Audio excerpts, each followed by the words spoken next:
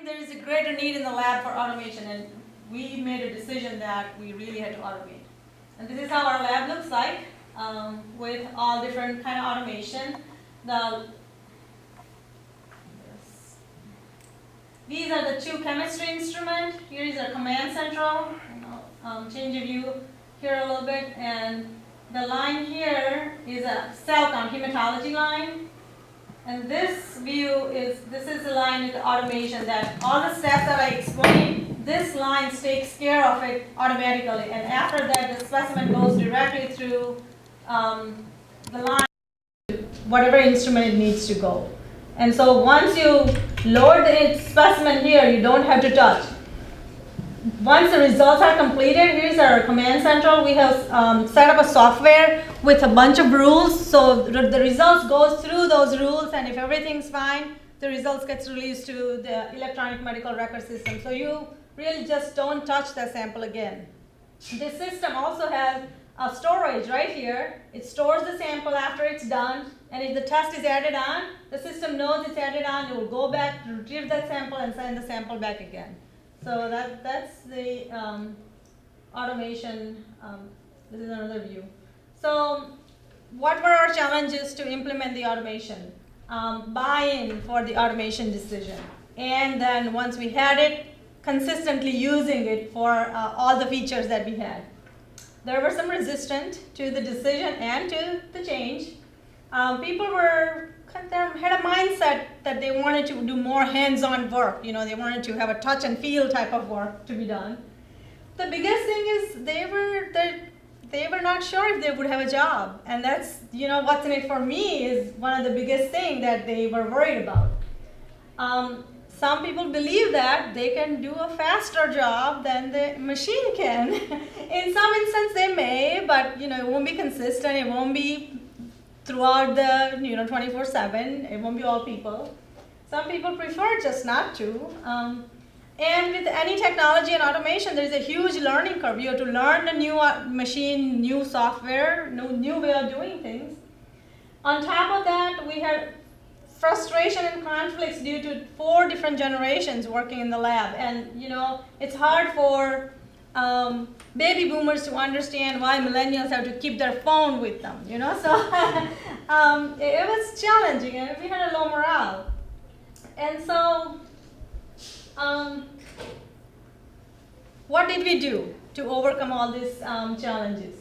So we had done various things throughout there. This is not overnight. It took us a long time to do a lot of things, and so I'm just sharing a few years of journey here.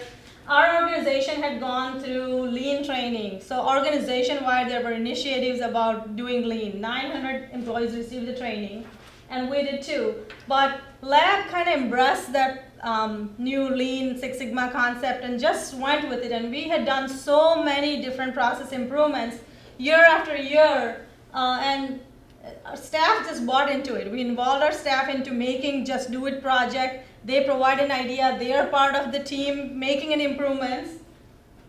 And once every year, our organization does a quality poster fair, just like there was a poster fair here. And we had an opportunity to showcase what the work was being done, and our staff would be there to explain what is done. And we received many awards, and that gave an encouragement to our staff that they received a recognition within the organization to do the job, and so they continue doing that. And so the key point for success for us is leaders working side by side with our staff, making improvement, and letting employees do innovative thinking, outside of the box idea. Nobody's allowed to say, "Oh, that's crazy idea," or that doesn't make sense. Also, allowing to take a risk. That's another thing. That may not work, but if they tried, then they know that we tried, didn't work. So that's another thing. And I cannot stress how important it is to show enthusiasm. If you're enthusiastic as a leader, then your staff is going to really see that leader believes in making the improvement, and they'll do it. Then we worked on creating a culture of respect, recognition, teamwork, accountability. This was another huge thing. We partnered with our Human Resource Development Department to create a One Lab initiative. You saw we had many different sections, so everybody was kind of siloed in their own section, and they wanted to do their own thing, and they can find a fault on what others have done or not done. So we launched this initiative where everybody had to come for a mandatory education, and we kind of mixed the people from all different areas, and we provided different type of skills, crucial conversation skills, dealing with difficult people, direct communication skill. We did role playing on several scenarios that was not working well, and then kind of was eye-opening for everyone. It's like, is that what we're doing, or is that someone doing? Provided a lot of cross-training. With automation, it's very important that people feel safe that they will have a job. So it's important that they acquire additional new skills and they get cross-trained to multiple departments. We also rolled out a STAR Award and a Beaker Award as a recognition for job well done. And one important thing in here is it is not responsibility of the leaders or supervisors to recognize employee. We clearly communicated that you have a responsibility as a coworker to recognize each other for job well done, because supervisors and leaders are not there all the time with you to recognize. So that was a huge success. Communication. We had done a lot of work on improving our communication, and we're still doing a lot of communication, still not enough. But one of the things that I want to mention in communication, it's working well, is employee rounding. We go, every so often and sit down with an employee, ask them if they have a couple of minutes, and ask few focused questions such as, what is working well? That's like very, everybody's kind of, what is working well? They stop and think. Everybody's thinking what's not working well, right? So you really have to change that frame of mind to help them think positively, what is working well? Then what are the tools that we can provide you to enhance what you're doing today? How can we enable you to be successful? So these key questions, and they really like it, that being leaders are there and talking to them and asking about their input. So that worked very well.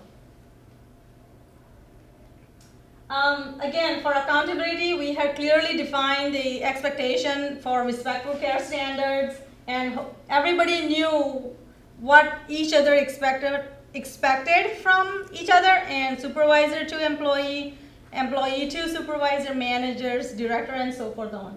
Another thing that we did to improve our teamwork is doing this Myers-Briggs profile on everybody, and when we talked about what that means, how different people behave the way they behave, or they act the way they act, it was really eye-opening, and an importance why you need to have a diversity in the group. That worked very well.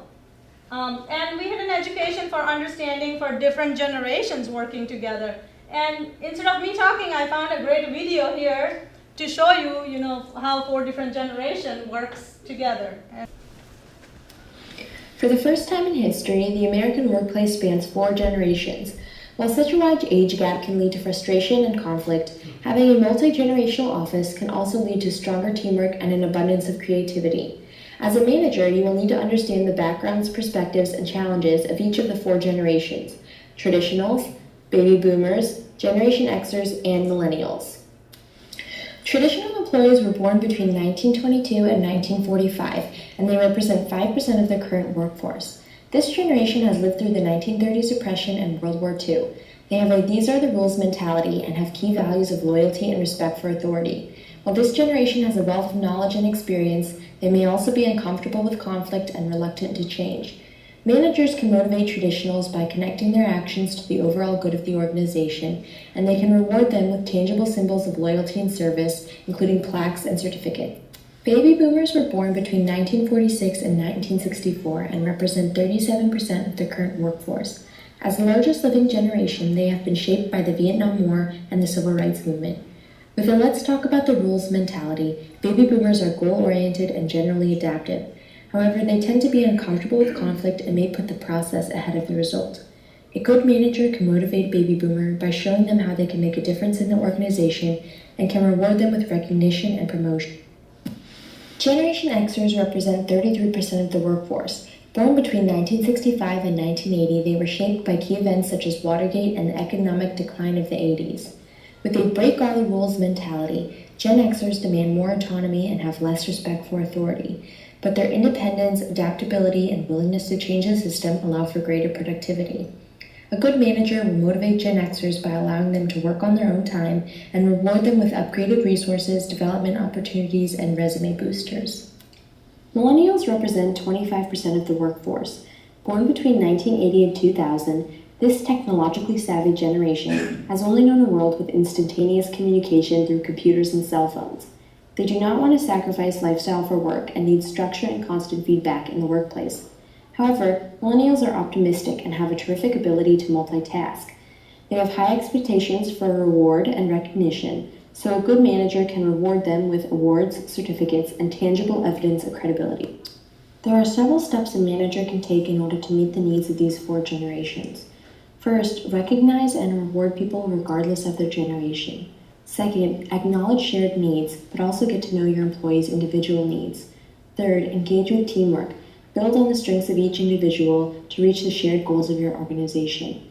Lastly, initiate conversations about generations to break down stereotypes and lead to a greater understanding of each other. By following these steps, you'll be able to successfully manage a multi-generational workplace. Okay, so that's exactly what we did, improving teamwork, educating, and recognizing. So the other thing, one important thing is you have to kind of be conscious about making the change, because you need to really focus on, process improvement is making a change. It's extremely important that you consider this.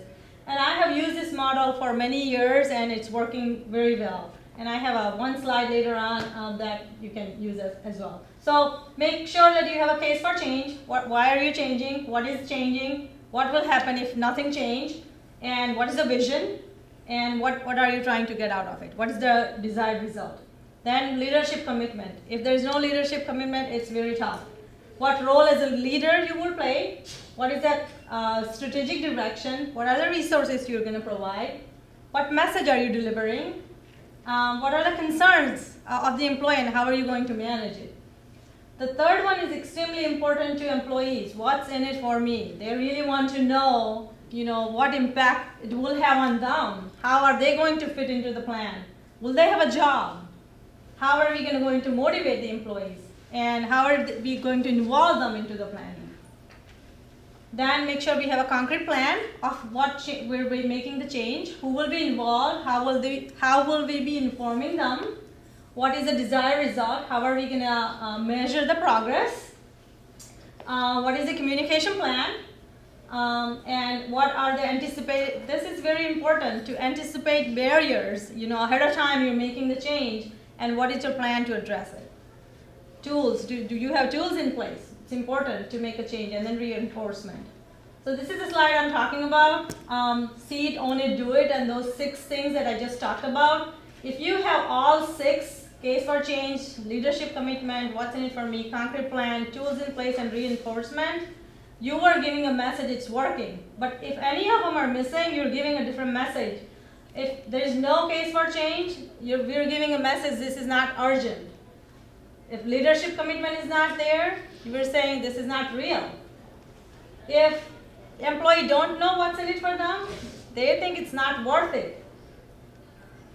If there's no concrete plan, it won't go anywhere. Without the tools, it's not possible. And without reinforcement, you can make an improvement, but you won't be able to sustain. So I have this slide laminated and posted in my office, and I use this a lot. So I recommend doing that.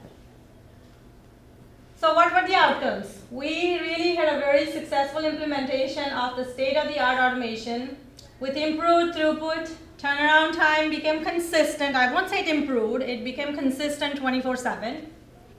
Efficiency and productivity improved. Teamwork and engagement, that improved greatly. Our employee engagement score went from tier 3 to tier 1, after all this initiative. That was very rewarding to see that employees were happy. Improved employees and patient safety. We reduced our mislabeling errors by so much. We reduced our employee exposure by so much with having the automation. And most importantly, nobody lost a job. We had reduced the job once they made it open, the position became open when the opportunity came, but we didn't have to let anyone go. But it freed up our lab scientists to focus more on complex issues and work with physicians, nurses to help them, guide what is the right test to order, what does it mean, what can we do to support you for patient care. And it's important to have fun, and celebrate after you have, achieved your process improvement or whatever you have done. This is a couple of the few pictures after when we had our automation go live. How much time do we have? You're running a bit over. Oh, we ran over? Okay, sorry. Okay, so then I had an automation video, but I won't show it to you because we ran over, and unless you want to see it, I can play it. Just a quick question. Yes. That was great, by the way. Thank you. The justification for the automation, was it labor or was it speed or some combination of the two? I know it's kind of outside of what you're talking about. Yes, it's both. Okay. It was safety, it's staffing. We had many open positions not filled for over a year in labs. So that's another one piece of that for justification. Also, with the automation and higher volume, we got a better pricing from the vendor. And so that reduced our overall expense as well. And so we had a good ROI as well. Okay. All right, so thank you. Thank you. Thank you so much.